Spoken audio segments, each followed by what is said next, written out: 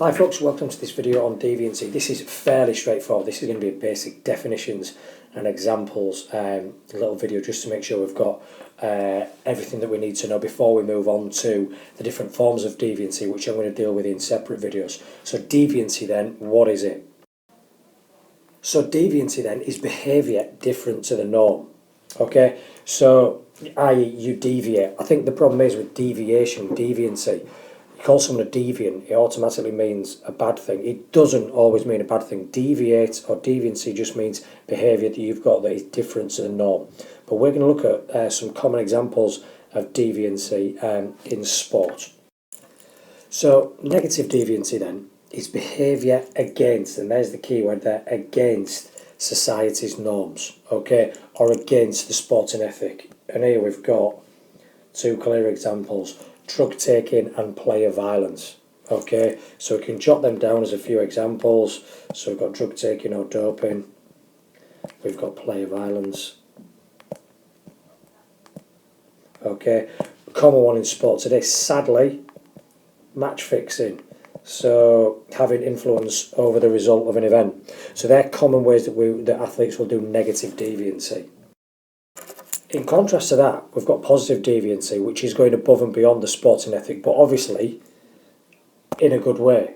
We're not doing anything that's like it's positive. Now, the prime examples you've got there are,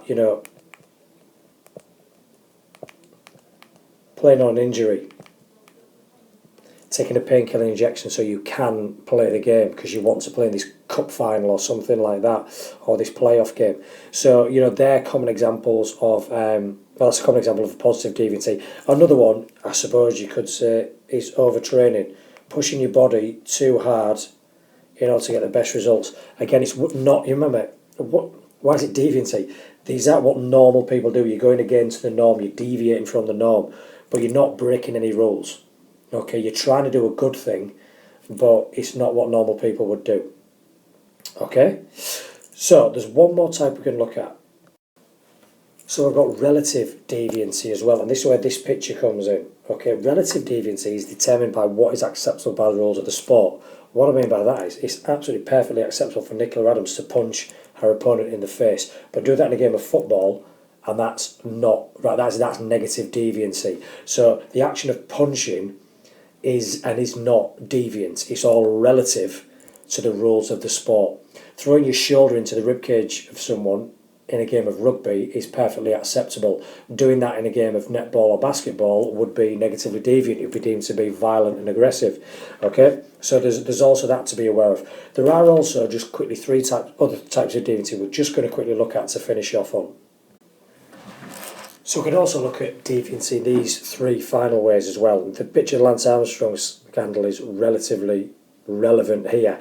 Voluntary deviancy, for example, is when you feel like you want to take drugs in order to boost your performance, which is definitely related to Lance Armstrong. He wanted to win, so he took drugs. Now, there were those in his... Now, you can read all different stories into it. There was those in his team who wanted to take drugs as well so that they could support Lance in achieving, winning titles as an individual Tour de France winner, but also titles as a team. So if they choose to take drugs, that is cooperative deviancy. By the way, these three types are not just specific to drug taking, it's just this is probably the best example I can give you. However, when the Lance Armstrong scandal broke, it's because one of his team failed a drugs test and he, it turns out, was made to take drugs. If he wanted to stay part of the team, he had to take drugs in order to stay as part of the team, or else he was going to get booted out. That would be an example of enforced deviancy. It's when he got caught, and he said, right, if you think I'm bad, I'm going to tell you the full story. That's when it all came to light, the Lance Armstrong scandal. So they're the other three types of deviancy that we can look at. Voluntary, you choose to be deviant. Cooperative, you are deviant because teammates are being deviant and you want to join them. Or enforced deviancy, it is pushed upon you. You have to do this. Okay? There were stories a few years back about a coach, I think it's at college, maybe even high school American football, who was paying $200 to each of his team if they broke the bone of an opponent. So if they tackled them so hard that they broke bones, he was paying them money to do that. Well, that's an example of, enforced deviancy. Do this Or maybe some of them did it cooperatively, I don't know. But there's, if you don't do this, you're not going to get bonuses, you're not going to get selected, things like that. That would be an example of enforced deviancy. So it also exists in violence as well. So not very nice topic to talk about. But like I said, there are positive aspects to deviancy. Hope you found this video useful, folks.